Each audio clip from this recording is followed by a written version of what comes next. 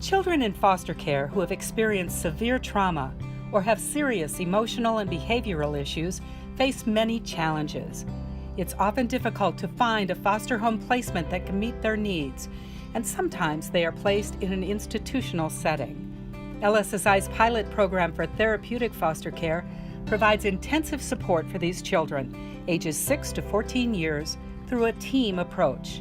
The evidence-based program follows the Treatment Foster Care of Oregon model.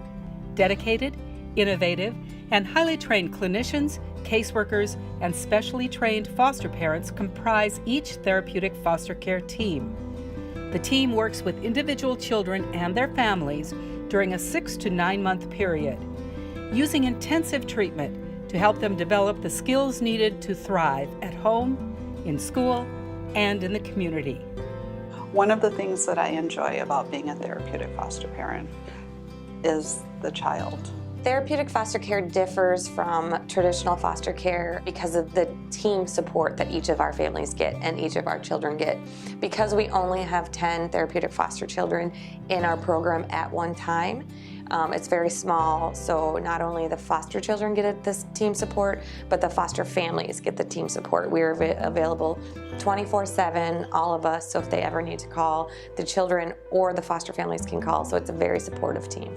When we go out in the community, I do a lot of modeling for them. Like we may go to the library or something, and I would go in first with them and show them how to go to the front desk, ask how to use a computer, and things like that. And the next time, it may not be that next week, but the next week after, I might take them back to the library and let them do it. And so I'll probably redirect them and reinforce the positive behavior that they show by doing what I did. And that works really well with some of the youth we have in the program. The evidence-based program is important because it shows validity, that this has worked with children that are in foster care, that this model is appropriate for the children that we work with, and that it can be successful, that the kids can thrive and go on into their next environment and be successful. The ideas just made me think like, we should have had this information years ago. You know, we should do this for all kids. You know, even within the model itself, it teaches you how to, just as an adult, be better people, how to converse with other adults, not just with the kids. It opens your mind a lot.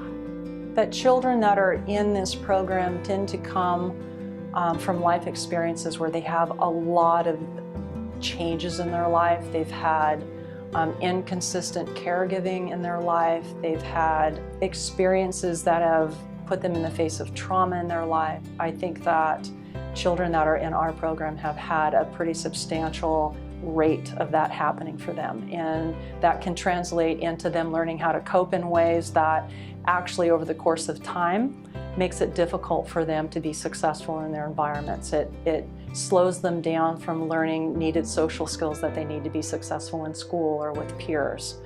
When my child came in, she was afraid, you know, of a lot of things. She had health issues.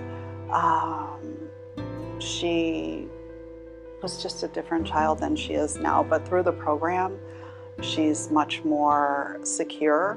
They called her a leader at school. She's getting all A's. She finally made a friend, which her social skills were poor at the last place that she was at. Her self-esteem has gone through the roof, and I think it's just from everybody that she's around. I have a young lady in my care now. She said to me, maybe about 2 weeks after coming in my home, I'm free. I'm free.